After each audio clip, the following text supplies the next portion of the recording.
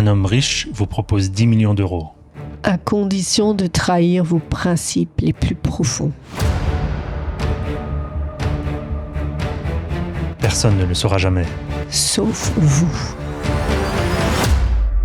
Que choisiriez-vous ? Aujourd'hui, nous allons parler d'intégrité, cette force invisible qui vous permet de vous regarder dans le miroir chaque matin. Et qui, contrairement à l'argent, ne peut jamais vous être volé. Bienvenue dans ce nouvel épisode dédié à un pilier fondamental, l'intégrité. Je suis Julien, votre coach business. Et moi, Maureen, coach en développement personnel et énergétique. Aujourd'hui, nous allons explorer comment l'intégrité forge notre caractère. Définition. L'intégrité, c'est juste être honnête, non ? Parce que dans le jeu vidéo, on parle beaucoup de l'intégrité des données. C'est un rapport ? Excellente analogie, Steve. Tout comme un code doit être cohérent pour fonctionner, l'intégrité personnelle signifie que nos actions sont alignées avec nos valeurs profondes. C'est exact. L'intégrité, c'est être entier, authentique.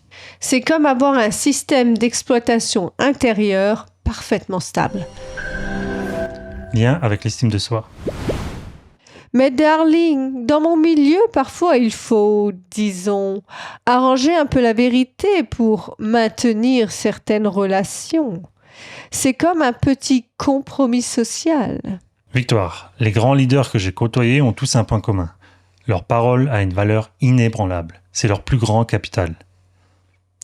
Et intérieurement, chaque fois qu'on fait un petit compromis, on fragilise notre force intérieure.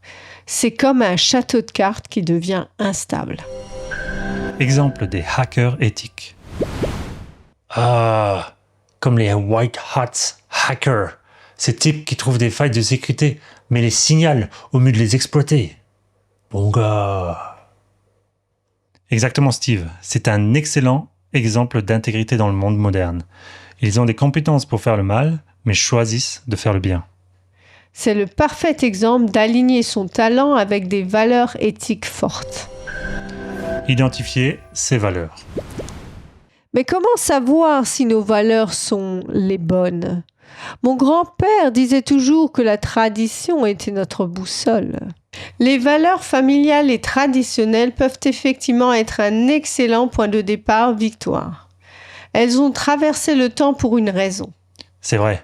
L'intégrité, c'est aussi honorer ces valeurs qui nous ont été transmises tout en les adaptant avec discernement à notre époque. Dilemme éthique. Mais que faire quand un ami me demande de pirater le compte de son ex ? C'est techniquement possible, mais... L'intégrité, c'est parfois perdre une opportunité ou même un ami pour rester fidèle à ses principes. Et cette force morale devient une source de fierté, bien plus durable que n'importe quelle validation extérieure. L'intégrité attire naturellement les personnes qui partagent tes valeurs. Tu deviens comme un aimant à bonne personne. Défi de la semaine. Cette semaine, nous vous proposons un défi d'intégrité en 3 étapes. Première étape. Identifier une valeur fondamentale héritée de ta famille.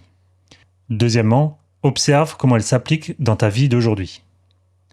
Et troisièmement, si tu as l'occasion, prends une décision qui honore cette valeur, même si c'est difficile.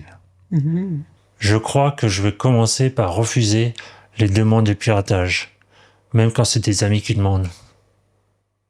Et moi, je vais peut-être oser dire que je préfère les réunions de famille au gala mondain. L'intégrité demande du courage, mais c'est ce qui forge les leaders de demain.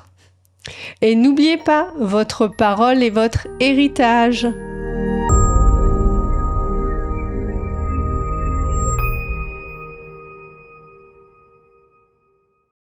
Pokémon!